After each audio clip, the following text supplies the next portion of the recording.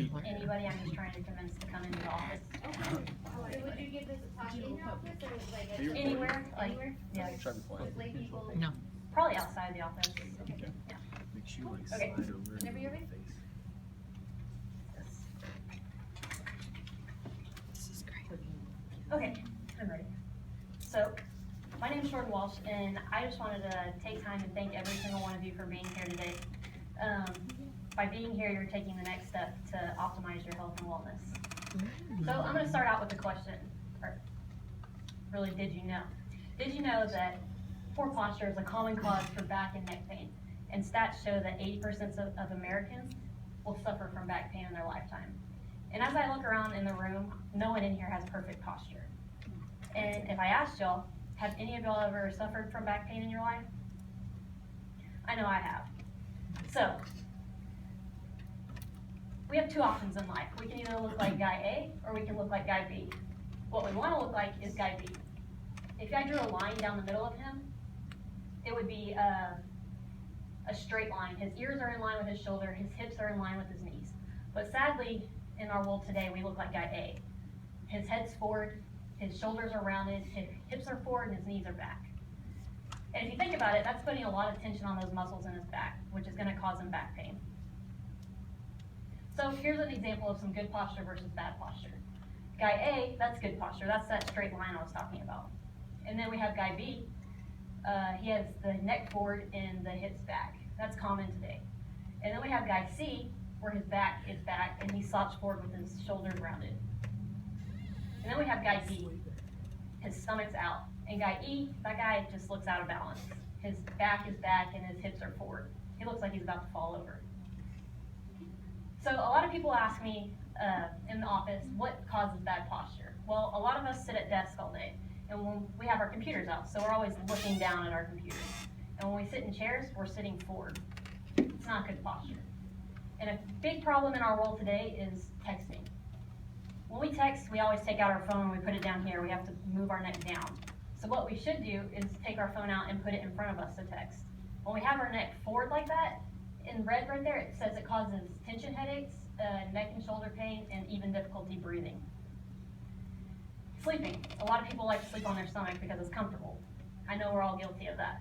What you should be doing is laying on your back and have a good pillow that has good support for your neck. And even laying on your side with the good pillow with your knees slightly bent. And we always buy our kids backpack when we send them to school.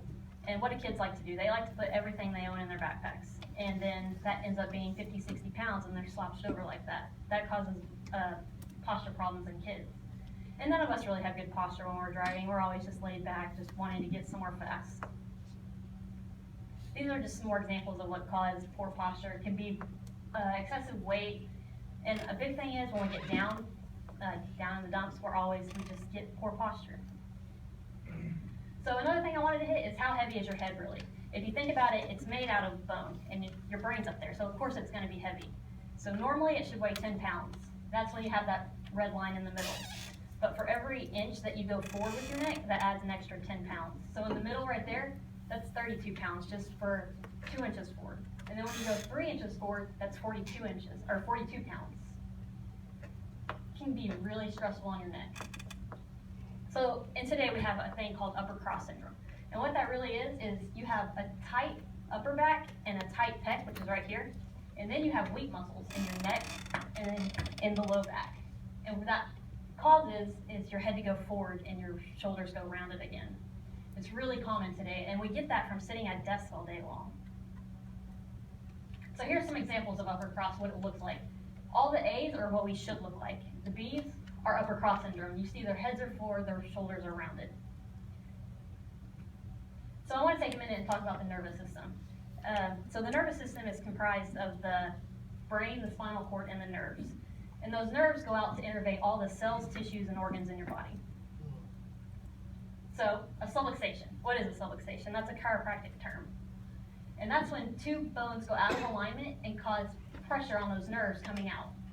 So let me ask you all a question. If you have a compressed nerve and that liver, those go up to all those organs, and you have it going to the lungs and it's compressed, what's going to happen? Can't breathe. Yeah, you can't breathe. And that can happen anywhere in the body. So another thing I get asked a lot is, what should my neck ultimately look like?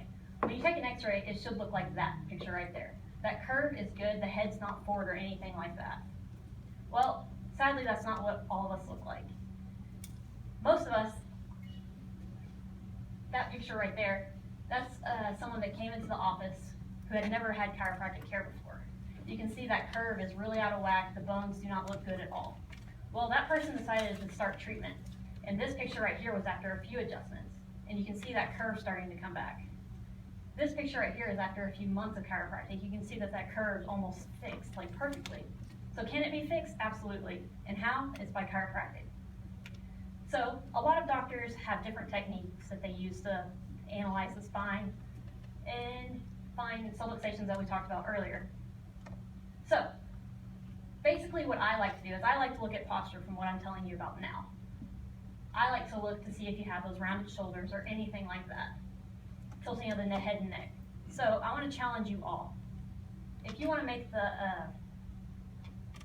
if you want to change your lifestyle and how you live to become healthy, I challenge you all to try to fix your posture, and I believe I'm the doctor that can help you do that. Thank you. Thank you.